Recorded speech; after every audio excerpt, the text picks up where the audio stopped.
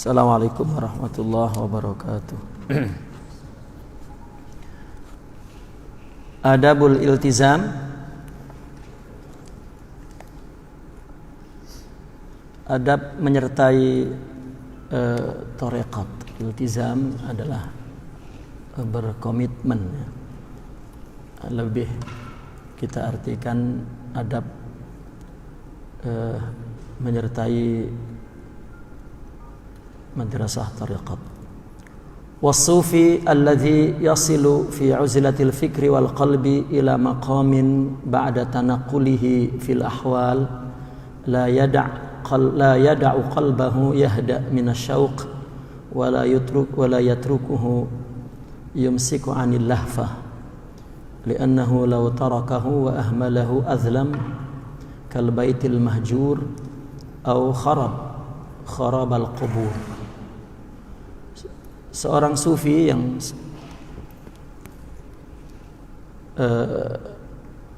mencapai di dalam uzlah fikir dan uzlah qalbu kepada satu maqam setelah ia tanaqul, berpindah bil ahwal, di dalam ahwal, berbagai ahwal, tidak membiarkan hatinya tenang daripada kerinduan, ya. Tidak ingin hatinya tidak ada rindu, ya.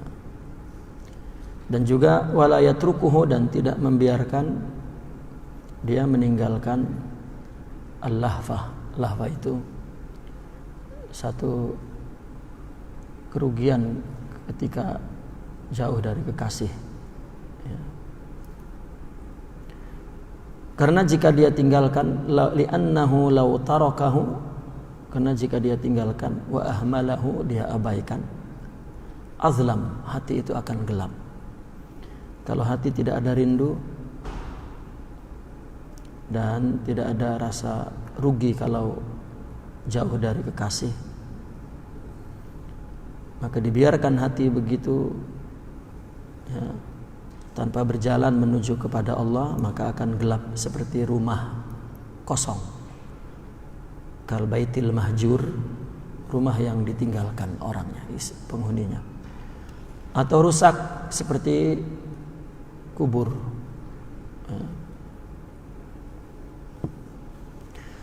Walam ya'ud yakhfa anna huyamal qalbi billahi la yakhtassu bimakanin duna makanin aw waqtin duna waqtin, bal anna Allah yatajalla fil amkinati bifi'lihi wa quwwatihi wa la yaghibu an had'atin wa la dajjatin wa la an izdihamin wa la khala'in. Maka jelas bahwasanya hati yang dirundung cinta, ya, hayam itu, huyam itu hati yang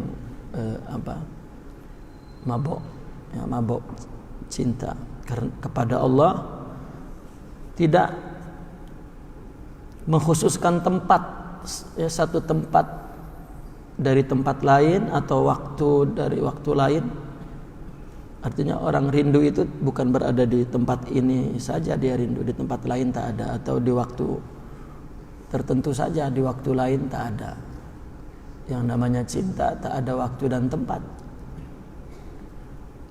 Bahkan Allah tajalli di berbagai tempat dengan perbuatan dan kekuatannya, tidak terlepas, ya, la yaghib, tidak hilang rasa cinta itu, ya, dari had'ah, ketenangan, atau dojah, atau kebisingan, ya. Orang kalau tengah rindu, tengah cinta, di tempat bising ke, di tempat sunyi ke, ya, tetap. Wala anizdiham, atau dari kesibukan, wala khala, atau dari ketiadaan orang. Wasufil haq lam yara sahra wal khala fi jawi sahra wal khala. Seorang sufi yang hak, dia tidak melihat sahra itu padang, khala atau tempat yang kosong, itu dalam suasana sahra dan Sahara kurang hamzah dia, Sahara ada hamzah yang jatuh. Walakinnahu rubbama ra'aha fil muduni wal qura wa muzdahamatin nas. Akan tetapi orang sufi itu melihat padang dan melihat tempat kosong itu seperti di dalam bandar, kampung, atau di tengah kesibukan orang. Fa idzan sarafa anha aw baqiya fiha fa innama yastaghilu qalbuhu bi dzikrillah wa la ya'nusu illa bihi.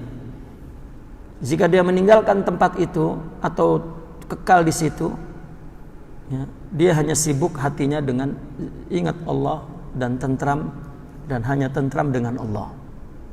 Wala yara siwa wihdatihi ghaira mashubatin bisyakin au imtira'in. Ya, dan dia hanya melihat wihdatih, ya, kesatuan, ketunggalan Allah, tanpa dirusak oleh apa-apa keraguan. Artinya apa yang dia lihat dimanapun dia berada, baik di padang atau di hutan atau di bandar, ya, dia hanya sibuk dengan Allah Subhanahu wa ta'ala. Sibuk dengan Allah itu bukan lupa dengan sekelilingnya. Ini ada orang yang salah memahami, jika sibuk dengan Allah jadi dia sendiri pejam di tengah banyak orang, ya, tak berinteraksi. Tidak, bukan. Dia berinteraksi kepada orang adalah berinteraksi kepada Allah, ya.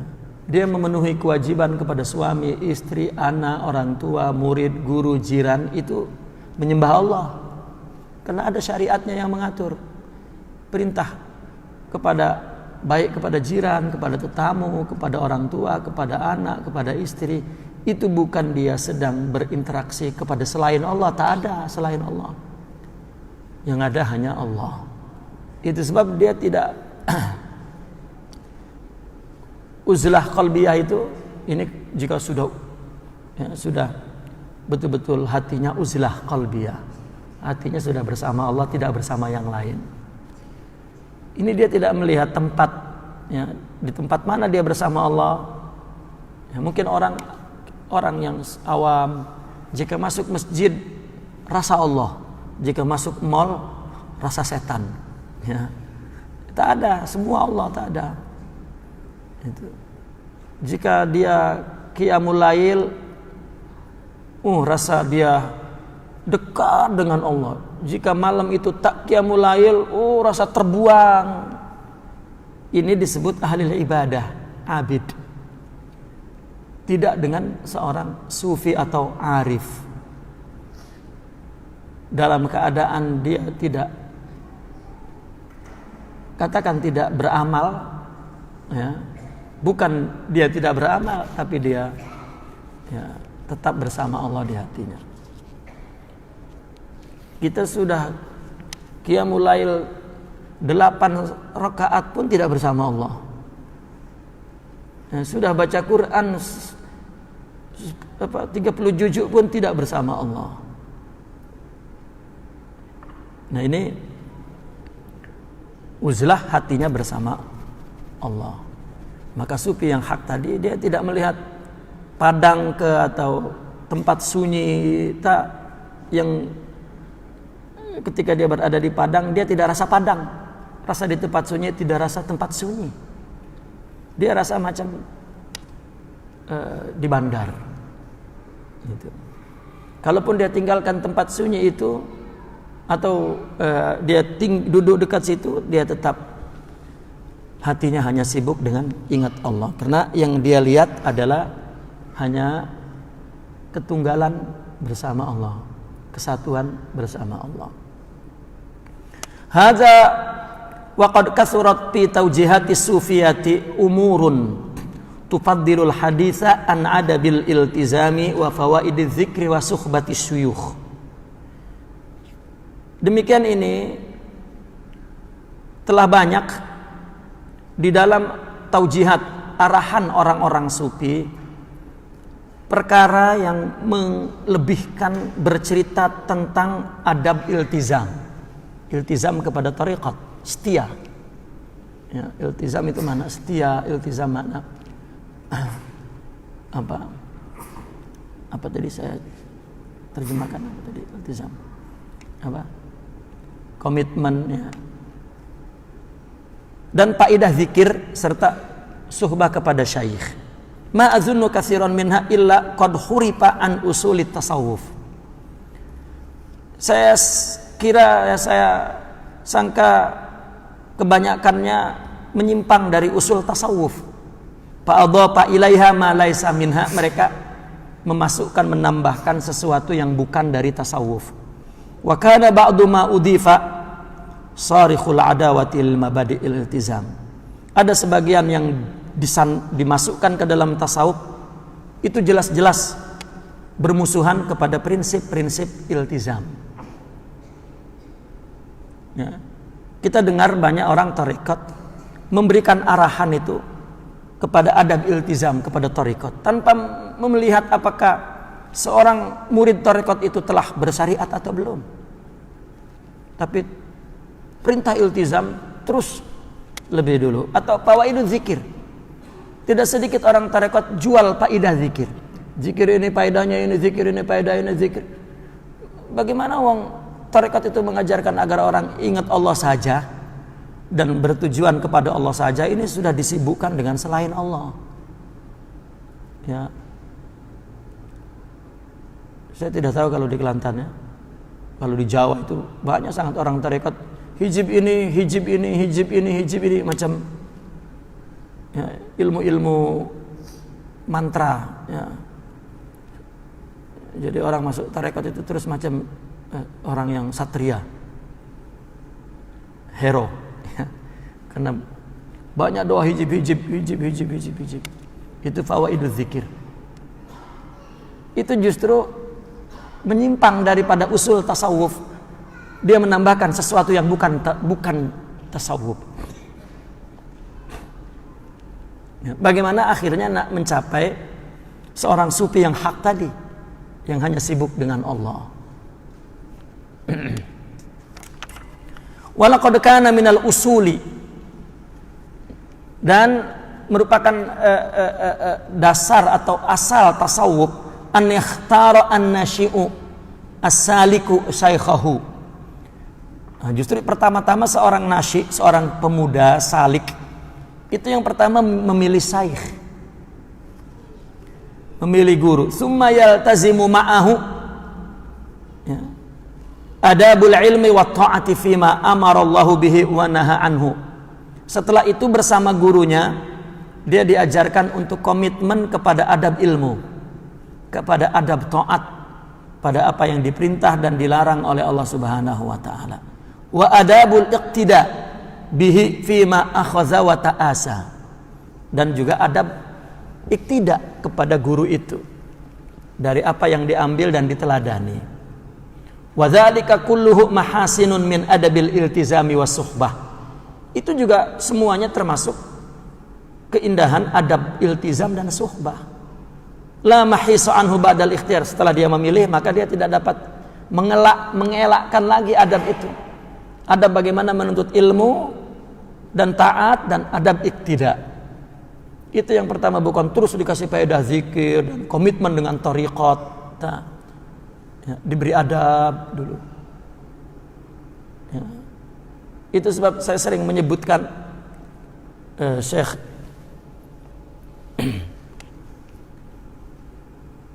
Ibnu Qudamah, ya, Al-Maqdasi itu. Beliau menulis dalam kitab pada muqaddimah kitab Mughnil Muhtaj, ya, beliau menceritakan bahwa beliau berkata, tafaqahtu, ya, fi aidi Syekh Abdul Qadir Al-Jilani wa akhadtul khirqata anhu, katanya. Beliau bercerita bahwa aku mengambil ilmu tafaqquh dari Syekh Abdul Qadir. Ini namanya adabul ilm, diajarkan semua ilmu. Karena ma'ruf Syekh Abdul Qadir Al-Jilani selalu dibaca manaqibnya oleh pengikut Thariqat Qadiriyah itu, bahwa Syekh Abdul Qadir mengajarkan 13 ilmu. Bahkan disebutkan hari apa dia mengajar apa, hari apa dia mengajar. Maknanya seorang mursyid Thariqat mengajarkan ilmu fikih, hadis, usul fikih. Ya, bukan macam bomoh yang ada di bukit yang mengajarkan keanehan-keanehan. Itu keluar daripada usulut tasawuf. Kita tak boleh tak mengatakan itu, karena bagaimana tasawuf itu adalah untuk mengamalkan Alkitab was sunnah, ya. Tapi menjadi seperti seorang pahlawan, ya. Kemudian wa akhadtul khirqata anhu, dan aku mengambil khirqah. Khirqah itu tadi baiat. Dia mengambil zikirnya, mengambil arahan mujahadahnya, dan juga mengambil khalwahnya, uzlah. Itu khirqah. Ya, artinya tarbiyah, tazkiyah. Jadi orang tak akan berkomitmen dengan setia dengan tarikat sebelum dia diajarkan, disuruh memilih syekh dulu. Tak boleh orang tarekat kumpul-kumpul diberi baiat.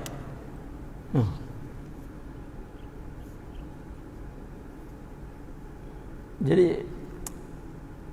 ya, itu menyimpang daripada usul.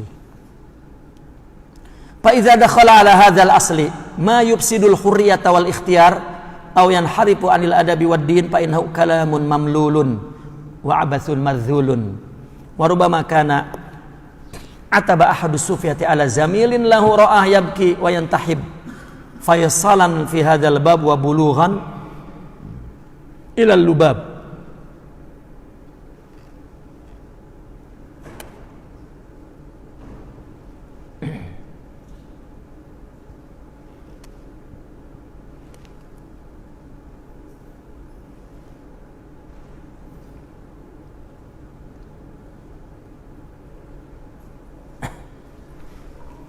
Ketika masuk kepada dasar tasawuf ini sesuatu yang merusak kebebasan dan memilih guru tadi, atau pesong dari adab dan agama, itu kalam yang membosankan. Atau sesuatu abas itu sesuatu yang tidak berguna. Marzul yang khasis, yang rodi. Marzul sinonimnya adalah rodiun, sakhifun, tiada berguna, hina, rendah. Ya, jika orang bicara tasawuf tapi bicara jual-jual doa, jual-jual, itu kalam khasis, kalam radi, kalam yang sangat buruk dan rendah atas nama tasawuf. Ya. Atau sedikit-sedikit iltizam kepada tarekat, kepada ya, iltizam itu datang dengan sendirinya.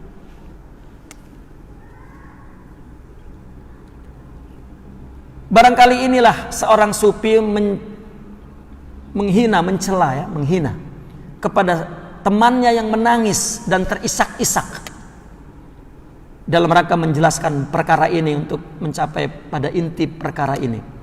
Qala al-atibu li zamilih, berkata orang yang menghina temannya itu, lima tabki, kenapa engkau menangis? Abki syaikhil ladzi mat. Dia menjawab, aku menangisi guru yang mati. Qala faqala lahu lima lam tattakhid syaikhan la yamut. Kenapa kau tidak menjadikan guru yang mati? Kenapa engkau tidak menjadikan guru yang tidak mati? Kenapa kau jadikan guru yang mati? Itu sebab orang sufi ada mengaku, aku mengambil ilmu dari yang tidak mati. Kalau syekh mati,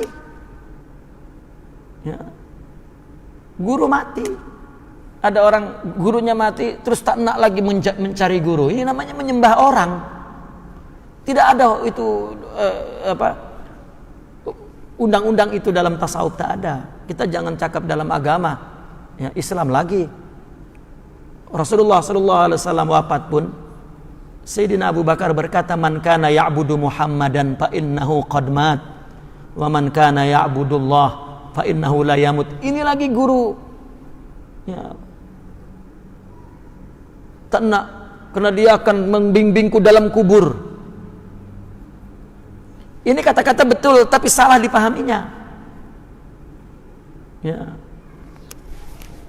Kalau dia memang guru mati kemudian dia tak dapat ganti guru, itu masalah emosional, tak apalah, setahun dua. Macam orang ditinggal mati istrilah, ya, 2 hari dia sedihlah, hari ketiga dia nikah lagi, ya, cukuplah 2 hari, tak boleh bujang lama-lama, ya. Bukan berarti tidak cinta kalau kita nikah lagi, ya. Lagi ini persoalan agama, bukan masalah emosional, tapi masalah ruhiyah, aqliyah. Walam yaqsidil atib bisyaikh alladhi la yamut ghaira al-ilmi al-haq alladhi yaqtabis min ahadis sirajil muniri wa min ayatil azizil qadir wal iqtida'il haq alladhi yaltamis min al-bahril ahadiyah wa min al-anwaril muhammadiyah. Maksud yang mencela syekh yang tidak mati itu apa? Apa kalau bukan ilmu yang hak yang diambil dari ahadis siraj al-munir, dari hadis-hadis cahaya pelita yang bercahaya dari Nabi dan dari ayat-ayat aziz al-qadir Al-Quran. Dan iqtida artinya dari ilmu. Ilmu tak mati, guru berapa kali mati? Guru tak mati karena ilmu itu ada di Allah berikan di dada setiap orang. Guru ini mati, ada ilmu di dada lain, ya. Kalaupun guru itu hidup, yang memberikan hidayah itu Allah, bukan guru. Yang memberikan anwar, nafahat, madad, apalah istilah yang ada dalam tasawuf, Allah, bukan guru, ya. Wal iqtida'il haq, dan iqtida' yang benar yang diambil minal bahril ahadiyah dari Allah, wa minal anwaril muhammadiyah dari akhlak Rasulullah sallallahu alaihi wasallam, yang Allah akan berikan kepada siapapun karena Allah ada. Man kana ya'budullah fa innahu hayyun la yamut. Nah, ini makna adabul iltizam, ya, karena khalwah itu adalah merupakan cara untuk beriltizam kepada ilmu dan iqtida, ya. Maka dia mesti mengerti bahwa orang ketika masuk tarekat, dia kena tahu apa yang nak dia buat, nak dia ambil di situ apa.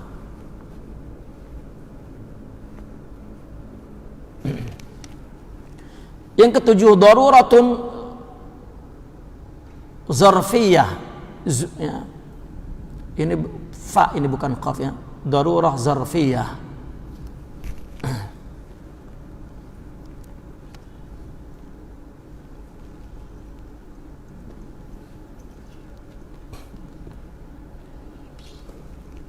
Ada satu kondisi yang mendesak. Darurah itu satu yang mendesak, zarfiyah itu satu situasi, ya, satu kondisi, zuruf. Hunaka khilafun fi mas'alati inhirati tafa'ulil ijtima'i siyasi bainal jama'atil harakatil islamiyati wa baina turuqis sufiyati umuman. Di sana ada perbedaan tentang keterlibatan dalam interaksi sosial politik. Ya, kitab ini memang ditulis untuk menjawab beberapa persoalan yang berkembang. Saya sering mendengar orang sufi tak berparti ke, orang sufi tak berpolitik ke.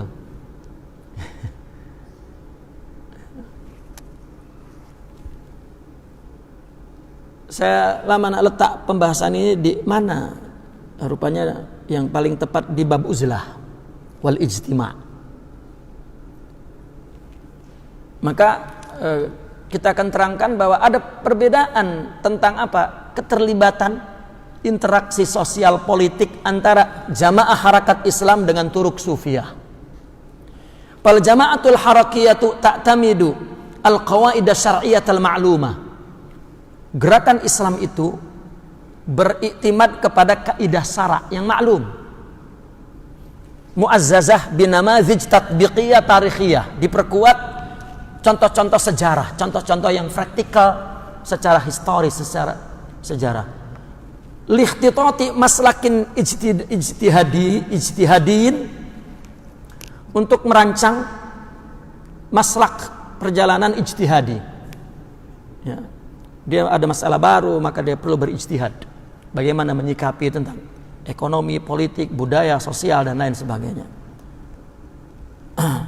Tasiru alaihi nahwal ghayati syar'iyyati allati laysat illa tahkimu syar'i fi mukhtalafi wujuhi hayatin nas.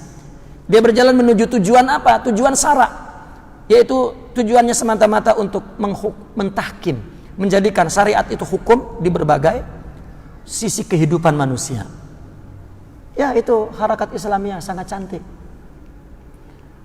Ya, bahkan harakah Islamiyah yang paling hampir dengan syariat adalah Ikhwanul Muslimin yang dibina oleh Asy-Syahid Al-Imam Hasanul Banna, dan beliau adalah mursyid At-Tariqah Asy-Syadziliyah Al-Khusafiyah. Guru beliau adalah Syekh Abdul Wahab bin Syekh Hasanain Al-Khusafi, murabbi tariqat Al-Syadziliyah Al-Khusafiyah. Sidi Abdul Wahab mempunyai 3 khalifah. Pertama Hasan Al-Banna, kedua Syekh Abdurrahman, ketiga Syekh Basyuni. Syekh Hasan Al-Banna tidak melanjutkan tarikat, tetapi dia membuka jamaah Islamiyah yang dinamakan Ikhwanul Muslimin. Dan seluruh istilah yang ada di Ikhwanul Muslimin, berapa peratus menggunakan istilah dalam tarekat. Dan beliau mengatakan dalam catatan beliau, bahwa beliau mengatakan, aku tidak mengganti bi'ah solihah, lingkungan persekitaran yang soleh, sebagai badil, alternatif daripada Syekhul Murabbi. Saya ada dapat persoalan begini, apakah akhlak itu dapat diambil? Kan tasawuf, orang sufi selalu mengatakan mengambil akhlak itu mesti dari orang yang namanya qudwah. Ketika orang bertanya apakah boleh bertarekat tanpa guru, ini permulaan dari kesalahan paham terhadap tarekat. Jadi timbul persoalan yang salah. Padahal yang dimaksud tasawuf tarekat itu adalah qudwah, mengambil akhlak. Jadi kalau ditanya apakah kita bertarekat tanpa guru, bertasawuf tanpa guru, ini sama pertanyaannya, bolehkah kita berqudwah bukan dengan orang? Kan susah jawabnya. Oke, kita mengambil akhlak itu dari orang, ya, qudwah namanya. Boleh tak ini diganti? Kita buat alternatif apa? Al-bi'ah as-salihah. Pondok itu bi'ah salihah. Orang hidup di situ, semua program kehidupan itu soleh. Boleh tak orang jadi soleh di situ? Hasan Al-Banna yang menubuhkan jamaah Islamiyah, dia kata tak dapat. Tetapi ada orang yang memang dengan berbagai permasalahan kehidupan yang materialistik ini, ada orang yang tidak sampai kepada qudwah, maka ada dalam bi'ah. Karena dia tahu bahwa ada orang yang menjadi abid dan zahid, ini cukup di bi'ah solihah, tapi untuk menjadi arif, ya, ini tak dapat, mesti ada qudwah. Jadi sebetulnya Hasan Al-Banna membuat jamaah Islamiyah itu sebagai asas tarbiyah, belum bermula lagi. Ya, namun dimuati oleh tadi inkhiratu al-ijtima' at-tafa'ul bil ijtima' siyasi. Bagaimana untuk berinteraksi dengan sosial politik, itu saja. Ya, kita tidak bincang itu panjang masalahnya, ya, bincang pasal tentang pergerakan. Bainama tabdu al-jama'atu sufiyatu mun'azilatun 'anil waqi'. Namun nampak jamaah sufi ini seperti mun'azilah, menjauhi daripada realitas itu. Realitas apa? Realitas keterlibatan dalam interaksi sosial politik. Kan begini, sebetulnya politik itu kan ada dua, ya. Apa dengan istilah yang berbeda mungkin di Malaysia ini? ada politik yang bersifat as-siyasah al-binaiyah, siyasatul banna. Ada siyasah yang bersifat amaliyah. Ada politik praktikal, membentuk parti-parti, itu namanya dia mempraktikalkan berpolitik untuk mengambil kekuasaan. Tetapi ada yang namanya politik pembinaan, pembangunan. Ulama yang mengajar di pondok itu juga mengerjakan politik, itu membangun manusia yang takwa dan baik. Ini sumbangan kepada negara. Bukankah negara itu dipimpin, pimpinan itu bagaimana untuk membijakkan rakyat dan mensejahterakan rakyat, memberikan keamanan. Dia membangun pembinaan politik yang dapat mencapai tujuan-tujuan kekuasaan itu. Semua orang melakukan politik, tetapi politik pembinaan, tetapi tidak semua orang masuk kepada politik praktikal. Gitu. Nah, di mana orang sufi tidak mau terlibat kepada politik praktikal, tapi dia ada dalam politik pembinaan itu. Karena dia berpandangan untuk masuk kepada politik praktikal, dia mesti bersama Allah. Kalau tidak, banyak fitnah. Ya. Itulah singkat daripada bab inilah. Kalau nak diringkas, itu ringkasnya.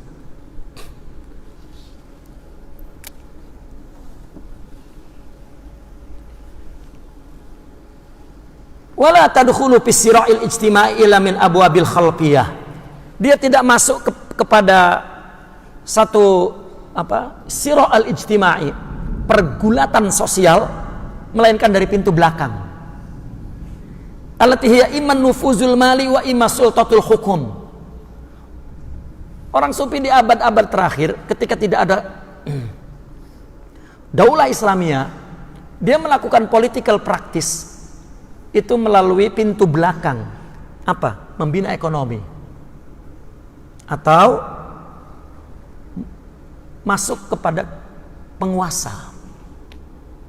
Inistata'u, jika mampu.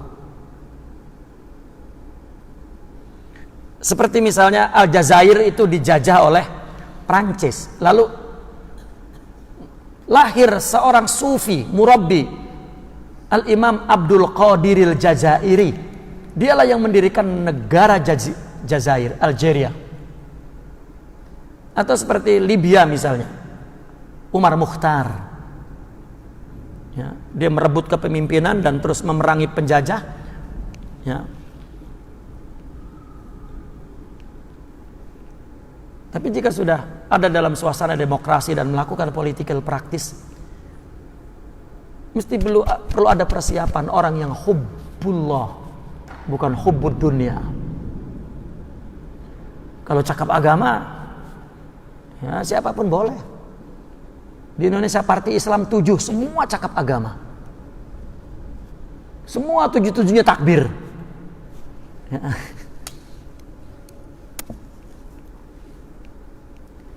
Jika mampu wa utihat lahumul fursatu, jika ada kesempatan terbuka, wa illa fayaudu ilal asal, kalau tidak maka dia kembali kepada asal. Apa asal itu? Wa huwa at-tazwidu bin nufuzir ruhiyah wa qiyadatul qiyamil insaniyah, membekali nufuz ruhiyah. Apa? Kekuasaan spiritual, rohani, dan kepemimpinan nilai-nilai kemanusiaan. Hadza fima yata'alluq bitasawuful hadir. Ini berkaitan dengan tasawuf hari ini, yang sekarang. Alladzi qad yakunu mukhalifan li asli tasawuf ahyanan. Boleh jadi menyalahi asal tasawuf. Kalau kita cerita orang sufi dulu, apakah ada yang masuk kepada penguasa? Tak mau. Coba kita tahu kan kisah Al-Imam Umar bin Abdul Aziz, seorang Amirul Mukminin, ya, yang ke-8 dari Daulah Umayyah, dikenal seorang yang zahid, wara' sebagai Amirul Mukminin, sebagai khalifah. Sampai dia oleh sejarah Islam, oleh ahli sunnah wal jamaah dicatat sebagai Khalifah Ar-Rasyidin yang kelima. Padahal jaraknya puluhan tahun. Karena akhlaknya sama. Beliau menangis-nangis meminta agar Imam Al-Hasanul Basri duduk di kerajaan, di kepemerintahan dia sebagai penasehat. Imam Hasanul Basri mengatakan, engkau nak pindahkan aku dari tempat yang bersih ini kepada tempat yang syubhat? Itu asalnya orang sufi, menjadi penasehat di belakang. Ya. Maka saya mengatakan di sini, mungkin ini menyalahi orang-orang sufi dulu. Kalau sekarang ada orang sufi yang masuk ke pemerintahan, itu pun kalau dia mampu punya kekuasaan harta. Seperti yang kisah yang terjadi di akhir-akhir kekuasaan Turki Utsmani kan. Dia mencari bantuan harta, maka orang sufi yang memberikan bantuan harta untuk mempertahankan daulah Utsmaniyah.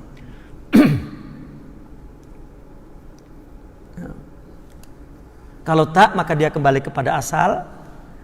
Dia memberikan nasihat saja kepada manusia. Walakin hadza tafsil la yamna an yakuna at-tasawuf asli. Namun penjelasan ini tidak mencegah bahwa tasawuf tetap kembali kepada asalnya. Yani taghlibu alaihi al-uzlah, yang didominasi untuk uzlah. Pada permulaan tapinya. Mimma yatatalabu minna idahan li hadzal manha. La'al al-faham in sahha yushimu fi taqabulihi tasawuf lada munkiri. Ini menuntut kita untuk menjelaskan dari sisi ini. Ya. La'alla al-faham in sahha, mudah-mudahan jika pahamnya benar, ini dapat memberikan andil untuk menerima tasawuf bagi orang yang mengingkarinya. Mimma yaj'alu mukawwinatil ummati ba'daha aqrab ila ba'd, untuk menjadikan kesatuan umat ini yang satu sama lain. Bihasbi ru'yati syar'iyyati salimah, berdasarkan pandangan syariat yang bersih. Dimna suratin takamuliyatin syamilah, di dalam gambar Islam yang integral dan komprehensif yang saling menyempurnakan. Asbah idrakuha daruratan mulihatan fi zamanina. Ini penting untuk menerangkan tasawuf posisinya di dalam keterlibatan interaksi sosial politik. Innal mashuda minal wujudi kullih huwa mazahirul asma wa sifat. Apa sebetulnya yang menjadi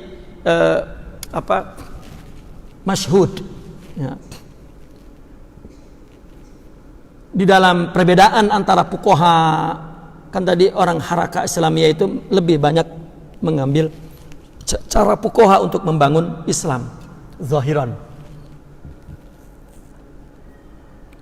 Berarti masyhudnya fenomena yang ada dalam dunia ini adalah mazahiru al-asma'i was sifatil ilahiyah.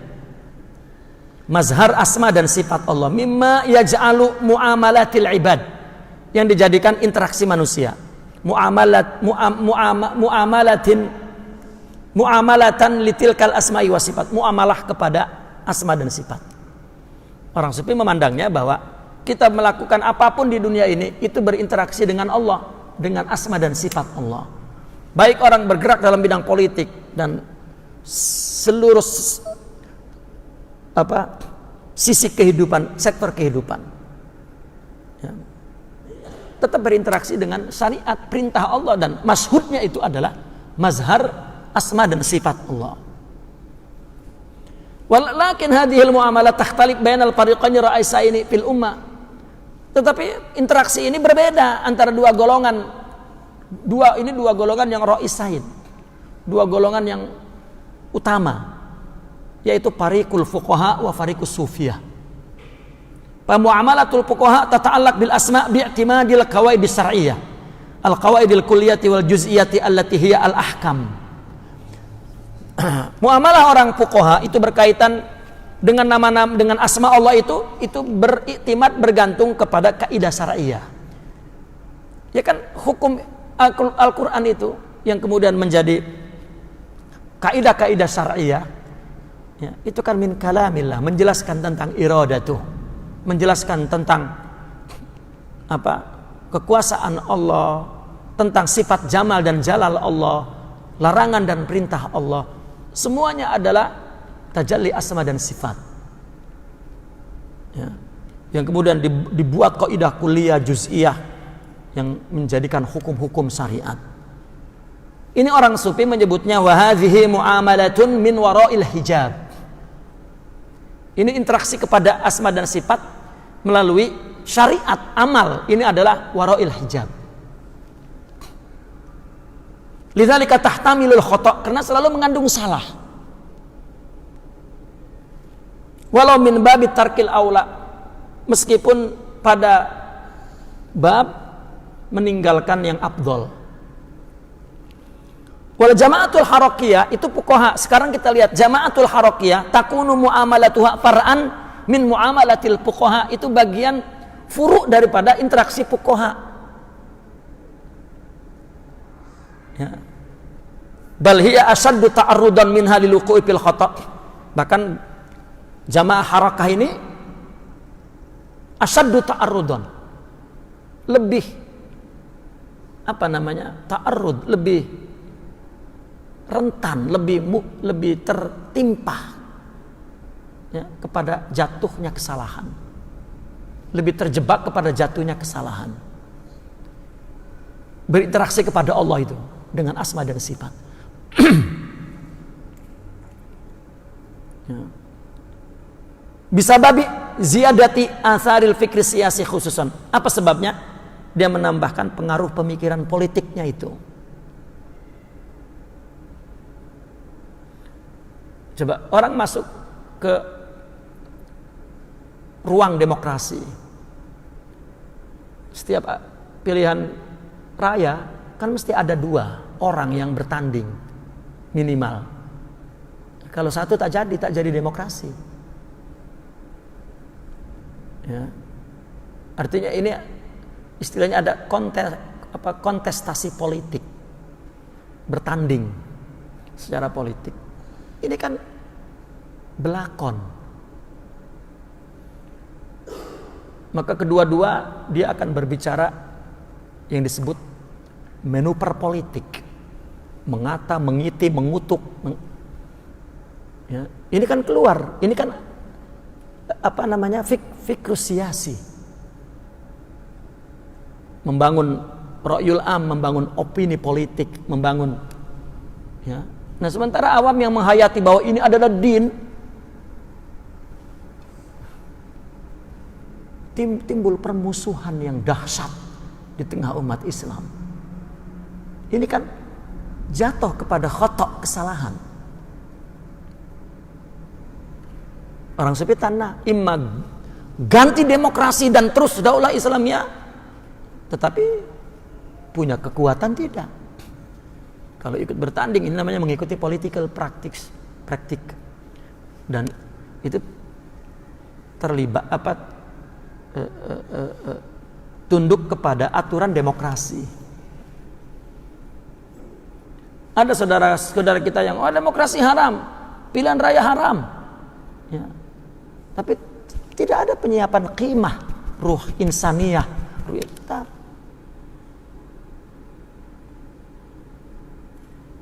Taib. Teruslah.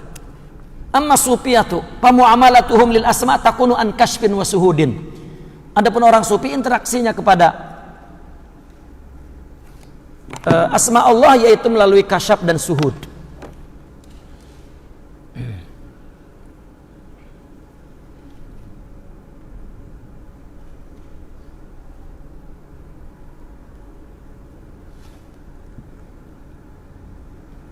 Kita sampai pukul 4 ya. Mimma yukhrijuhum an dairati ihtimalil wuqufil khata'. Ini yang mengeluarkan mereka dari, ya, kisaran adanya kesalahan, adanya jatuh kepada kesalahan.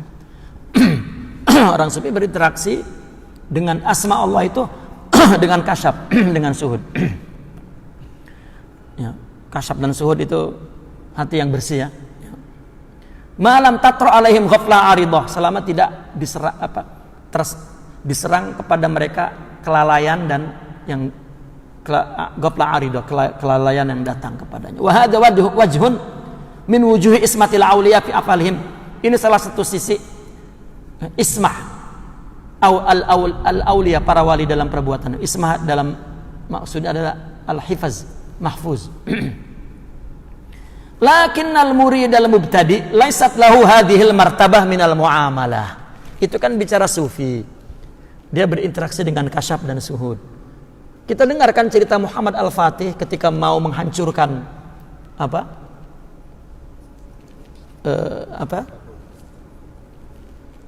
Konstantinopel. Dia datang di malam hari, kemudian dia menyerang terus tembok Konstantinopel itu. Tetapi apa kata gurunya si Muhammad Al-Fatih? Ya. Seorang mursyid, dia bawa-bawa dalam perang itu, mursyidnya dalam perang. Maka Muhammad Al-Fatih diminta oleh tentaranya, kita serang sekarang. Tunggu, aku nak minta pandangan guruku dulu. Dia menghadap kepada gurunya di khemah. Ya. Maka apa kata gurunya? Tinggalkan aku, izinkan aku sendiri dulu. Dan dia salat, bermunajat, istikharah, dan maka tengah malam dipanggilnya,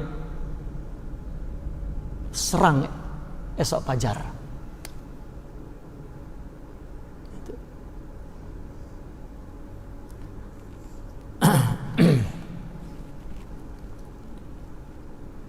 Hatta Imam Hasan al-Banna, ya, menjelang wafatnya beliau, disebabkan oleh salah satu anak buah beliau membunuh salah satu menteri, bukan atas perintah beliau. Mulai orang-orang kanan beliau ditangkap dan dipenjara. Imam Hasan al-Banna ketika orang kanan dia ditangkap polis, dia lari dan dia mengulurkan tangannya, tangkap aku, jangan dia tidak salah.